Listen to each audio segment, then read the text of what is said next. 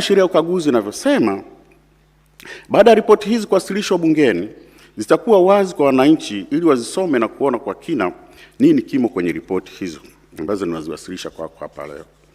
Mheshimiwa Rais, nianze na idadi ya kaguzi nilizofanya kwa mwaka wa fedha 2024/2025.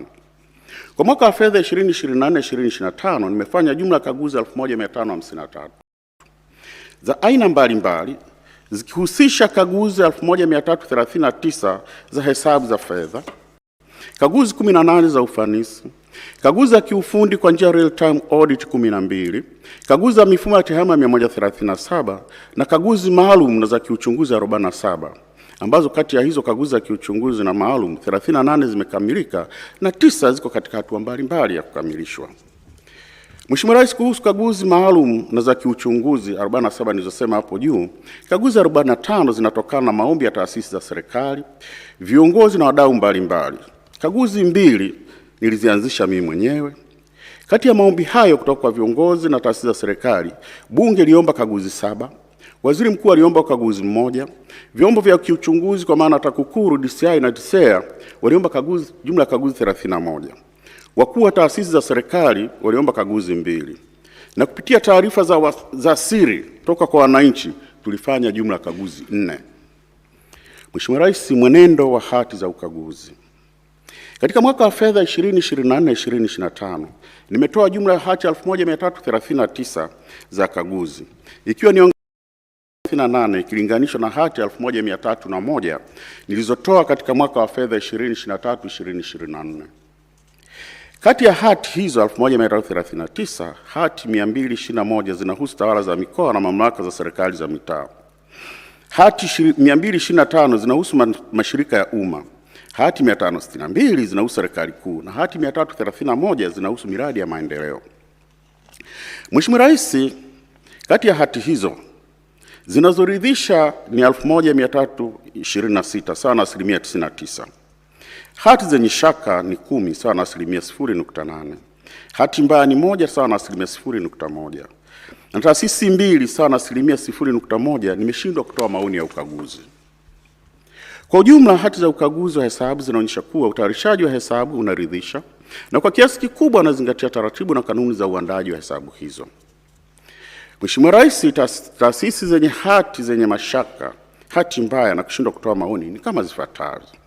Kwanza, kwenye mashirika ya umma na taasisi zingine kuna Bodi ya Korosho Tanzania imepata hati yenye mashaka, Kiwanda cha Madawa cha KECO imepata hati yenye mashaka, Bodi ya Chai Tanzania imepata hati yenye mashaka, Mamlaka Maji Safi na Usafi wa Mazingira Kyela Kasumulu nilishindwa kutoa maoni.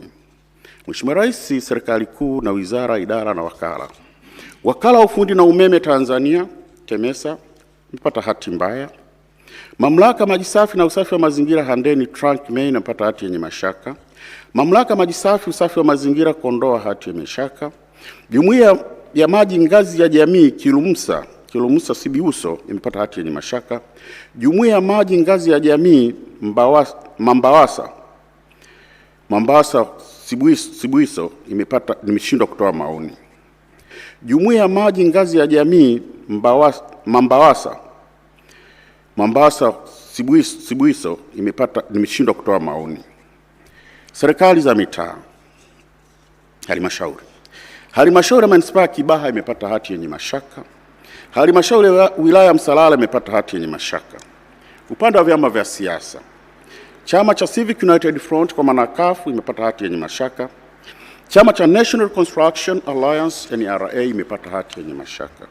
Mheshimiwa Rais, sababu kuu zinazopelekea kutolewa kwa hati zenye kasoro ni pamoja na upungufu wa nyaraka toshelevu za kuthibitisha uhalali wa malipo, matumizi yasiyothibitishwa, kutofautiana kwa mizania ya hesabu, pamoja na kutozingatia viwango vya kimataifa vya uhasibu yani IPSAS na IFRS.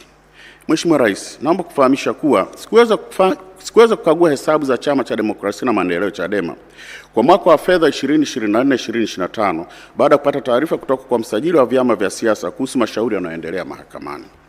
Mheshimiwa Rais, hali ya utekelezaji mapendekezo ya ukaguzi ya miaka ya nyuma.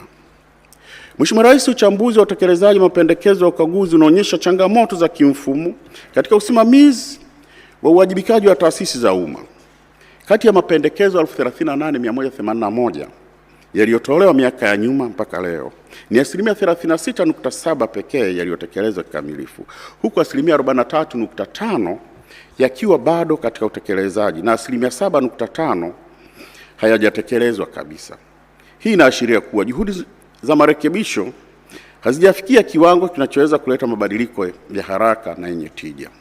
Vile vile, uwepo wa mapendekezo yanayodumu kwa kipindi cha miaka 7 hadi 20 bila kutekelezwa kunaonyesha changamoto ya kudumu katika ufuatiliaji wa utekelezaji pamoja na kushindwa kushughulikia vyanzo vya matatizo kwa maana root causes. Hali hii inaendelea kuhatarisha upotevu wa rasilimali za umma na kudhoofisha ufanisi wa taasisi. Mheshimiwa Rais, nikupe mifano ya hoja za muda mrefu. Mamlaka ya Mapato Tanzania ina madeni ya kodi yanayofikia takriban shilingi bilioni 7.24 ambayo yameendelea bila kukusanywa kwa zaidi ya miaka 17. Mamlaka ya Hifadhi ya Bahari na Maeneo ya Hifadhi ina madeni ya shilingi milioni 658 yanayodaiwa na jamii ya Mafia hajalipwa kwa zaidi ya miaka 15. Cashnut Board of Tanzania, mali na viwanja vyenye thamani ya takriban shilingi bilioni 3.28 bado havijapatiwa hati miliki kwa zaidi ya miaka 13, jambo linalohatarisha umiliki wa mali za serikali. Mheshimiwa Rais, utekelezaji wa mapendekezo mengine hauhitaji rasilimali, unahitaji tu taratibu za kufuta hasara kwa mujibu wa sheria, lakini taratibu hizo za kisheria zinachukua muda mrefu na kuacha hoja zikiendelea kuwepo kwenye orodha ya mapendekezo ambayo hayajatekelezwa. Kwa ujumla, mwenendo huu unaonyesha kuwa mfumo wa ufuatiliaji wa utekelezaji wa mapendekezo ya ukaguzi unahitaji kuimarishwa zaidi ili kuhakikisha matokeo ya ukaguzi yanakuwa nyenzo muhimu katika kuimarisha utendaji serikalini. Mheshimiwa Rais, changamoto hizi zinatokana kukosekana kwa mifumo madhubuti ya uwajibikaji katika taasisi za serikali kwa ajili ya kuratibu ufuatiliaji wa hoja za CAG na utekelezaji wa mapendekezo ya ukaguzi. Hata hivyo, mfumo wa IFTMIS uliopo chini ya ofisi ya Waziri Mkuu TAMISEMI umeanza kuonyesha matokeo chanya, ambapo unatumika TAMISEMI na mamlaka zote 184 za serikali za mitaa, na ofisi ya CAG imepewa haki ya kutumia kwa ajili ya ufuatiliaji. Mheshimiwa Rais, kwa kuzingatia ufanisi huo wa mfumo, napendekeza mfumo huo uangaliwe ili kuweza kutumika kwa taasisi zote za serikali pamoja na kuunganishwa na mifumo ya ufuatiliaji wa Bunge ili kuimarisha uwajibikaji, kuongeza ufanisi wa ufuatiliaji wa mapendekezo ya ukaguzi. Mheshimiwa Rais, pia napendekeza mlipaji mkuu wa serikali awasimamie maafisa masuhuri kuhakikisha wanatekeleza mapendekezo ili kuondoa mrundikano wa mapendekezo ambayo hajatekelezwa kwa muda mrefu. Kama nilivyosema, mengine hahitaji tukufuta hasara ambazo zimeonekana ni hasara, ni kuleta kwa mlipaji mkuu wa serikali, CAG akithibitisha, tunapeleka bungeni, zinafutwa na kuziondoa kwenye ile orodha ya hoja ambazo hazijatekelezwa, mapendekezo ambayo hayajatekelezwa. Mheshimiwa Rais, mwenendo wa deni la serikali. Mheshimiwa Rais, hadi kufikia tarehe 30 Juni 2025, deni la serikali lilifikia trilioni 110.05.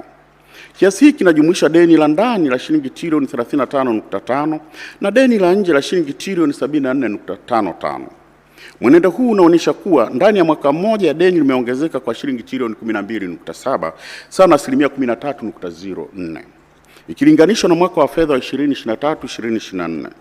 Ongezeko hili limechangiwa zaidi kwa kuongezeka kwa mikopo ya nje pamoja na kushuka kwa thamani ya shilingi dhidi ya dola ya Marekani, ambao kushuka kwa thamani kumechangia ongezeko la deni la shilingi trilioni 2 kutokana na exchange rate. Mheshimiwa Rais, tathmini ya uhimilivu wa deni, debt sustainability analysis, imebaini kuwa deni la serikali bado lipo ndani ya viwango salama vinavyokubalika kimataifa, huku thamani ya sasa ya deni lote la umma kwa pato la taifa ikiwa ni asilimia 40.7 chini ya ukomo wa asilimia 55, na deni la nje kwa pato la taifa likiwa ni asilimia 24.9 chini ya ukomo wa asilimia 40. Aidha, uwiano wa deni la nje kwa mauzo ya nje ni asilimia 125.5 ambao bado upo ndani ya kiwango cha asilimia 180. Viashiria hivi pamoja na ukuaji wa uchumi vimeimarisha uaminifu wa Tanzania kimataifa, jambo linaonekana kupitia ukadiriaji mzuri wa utulivu wa hadhi ya ukopaji ambao Moody's wametupatia daraja la B1 kwa maana tuko stable, mwezi Desemba 2024, na Fitch Ratings ilitoa daraja la B+ kwa maana stable Machi mwaka huu. Haya ni mashirika ambayo yanatathmini uwezo wa ukopaji katika nchi mbalimbali na uwezo wa uchumi na uvumilivu.